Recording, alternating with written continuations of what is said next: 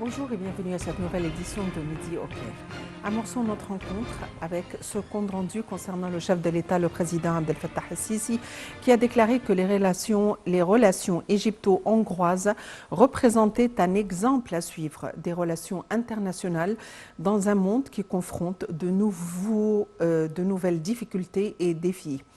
Le chef de l'État a fait cette déclaration lors d'une conférence de presse conjointe avec le Premier ministre hongrois Viktor Orban, tenue à l'issue de leur entretien au palais Al-Ittihadiyya au Caire. Voyons les détails dans ce compte rendu.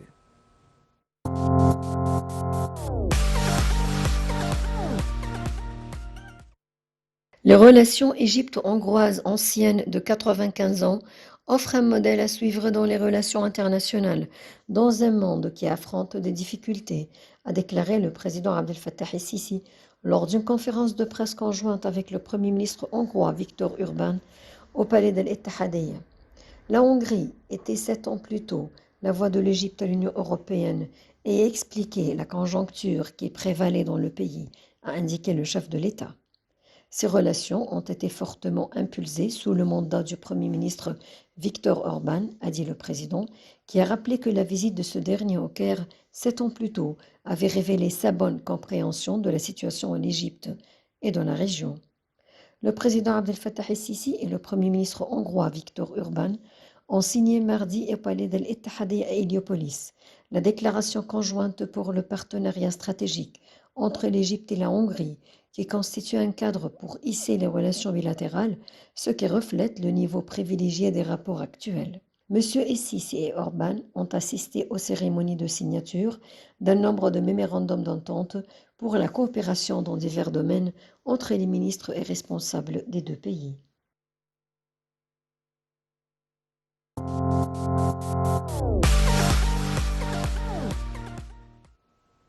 Le Premier ministre, Dr Mostafa Madbouli, a souligné que le gouvernement égyptien avait exécuté un fort programme de réformes économiques salué par les différentes institutions. Dr Madbouli a fait cette déclaration hier au Qatar lors d'un entretien avec les membres du conseil d'administration et de chambre de commerce du Qatar et l'Union des hommes d'affaires qataris. Le point.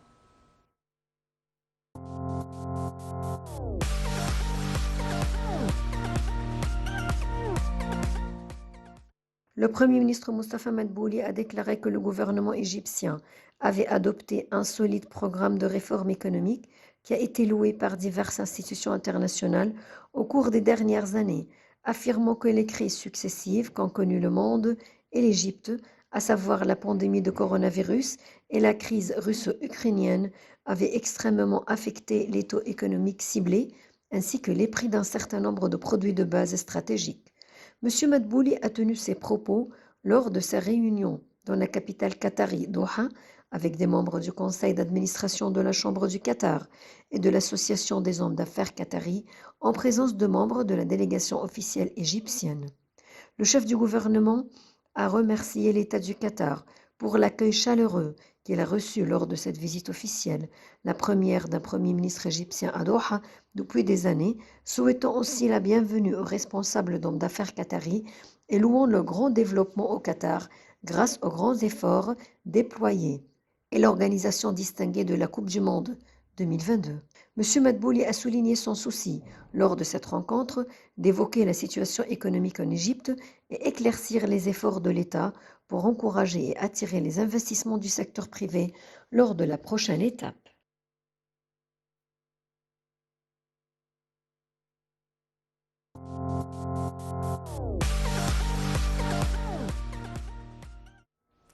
Les gardes-frontières ont déjoué une tentative de contrebande d'une grande quantité de produits stupéfiants au sud du Sinaï lors du passage d'une patrouille qui effectue une opération de ratissage sur un certain nombre d'axes et de routes. En s'approchant de l'un des véhicules, des coups de feu ont été tirés sur les gardes-frontières.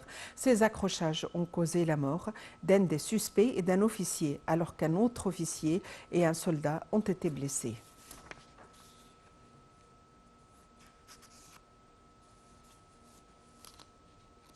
Le ministre des Affaires étrangères, Sameh Shoukry, s'est dirigé vers la capitale indienne, New Delhi, pour assister à la réunion des ministres des Affaires étrangères du G20 qui se tiendra pendant 2 jours.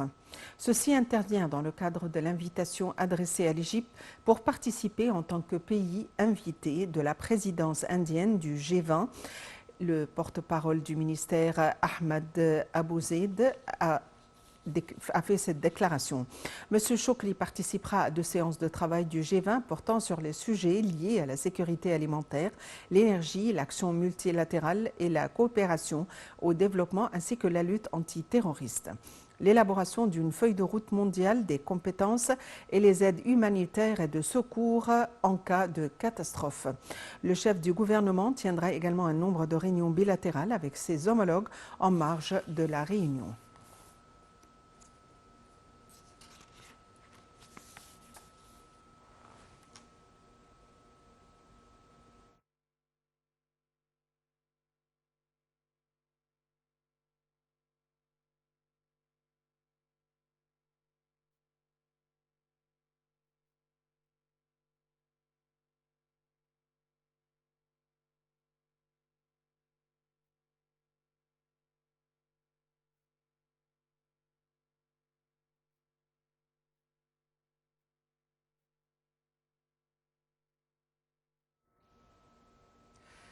Docteur Raouf Ghafar, vous êtes analyste politique. Êtes-vous en ligne? Bonjour, docteur Raouf Ghafar. Bonjour. L'Égypte assiste au G20 et, suite à une invitation qui lui a été adressée à la capitale indienne, New Delhi. Quel est l'avantage d'un tel groupement? Le G20, ce sont les pays, les plus grandes économies dans le monde. C'est très important. Premièrement, c'est une très bonne chose pour l'Égypte d'être invitée pour assister à un tel rassemblement. En second lieu, ça veut dire que l'Égypte est importante. Et tout le monde estime l'Égypte, regarde l'Égypte comme un pays très promettant et qui est, disons, il y a beaucoup de possibilités là-dedans. En troisième lieu, pour l'Égypte, étant au milieu de ces forces économiques géantes, ça augmente la possibilité d'introduire des investissements, des coopérations, des projets communs avec les pays qui font partie de ces G20. Donc, ce genre de rassemblement de forces économiques est une chose très importante pour l'Égypte d'être présente et présenter ce qu'elle a comme possibilité d'investissement, certainement, et de coopération avec ces pays. Évidemment, c'est un rassemblement des grandes économies, mais je vois que parmi les dossiers importants à débattre figure celui de la lutte contre le terrorisme. Donc apparemment, sur toutes les scènes et à toutes les échelles internationales, la lutte contre le terrorisme doit figurer à l'ordre du jour. Absolument, et surtout que l'Égypte, grâce à Dieu, a fait un grand pas sur ce plan. Nous avons réussi à, disons, presque éliminer, disons, le terrorisme sur le territoire égyptien. Donc, et nous avons de l'expérience dans ceci. Et c'est important d'échanger ce genre d'informations avec les autres pays, parce que c'est toujours utile d'avoir des informations sur ce genre de terrorisme, etc., et échanger justement les idées, les connaissances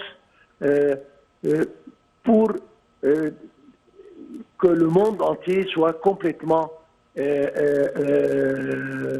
vide, si je peux dire, du terrorisme. C'est un problème qui a atteint presque toute la planète il y a beaucoup de pays, presque partout, qui souffrent, qui ont tous souffert et qui souffrent jusqu'à présent de ce phénomène. Et il est très important de s'entraider pour combattre ce phénomène et essayer de l'éliminer partout. Docteur Raouf Ghaffar, vous êtes analyste politique. Merci d'avoir été avec nous aujourd'hui. Le ministre de la Justice, le conseiller Omar Marwan, a affirmé que l'État égyptien a fait de grands efforts visant à accomplir de vastes réalisations dans le domaine de la promotion et du développement des droits de l'homme à différents niveaux et conformément à ce qui a été décidé par le pacte international relatif aux droits civils et politiques. Ces déclarations intervenaient dans son allocution prononcée au cours de la réunion du Comité des droits de l'homme des Nations Unies concernés par le pacte international relatif aux droits civils et politiques lors de la première session sur le 5e rapport périodique de l'Égypte présenté en novembre 2019. Le conseiller Omar Marwan a souligné que le processus du renforcement et du développement des droits de l'homme est cumulatif et continu alors que l'Égypte est confiante dans sa capacité à poursuivre son plan de réforme.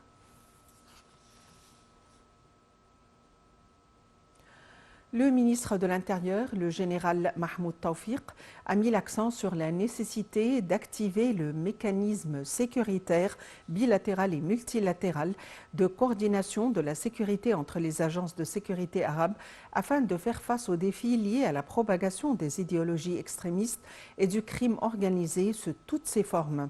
Dès son arrivée en Tunisie pour participer au Conseil des ministres arabes de l'Intérieur, le ministre de l'Intérieur a souligné l'importance de participer aux activités de cette session à la lumière des défis sécuritaires croissants auxquels sont confrontés les pays arabes. Fin de cette édition de Midi au Caire. Merci de l'avoir suivi. À la prochaine.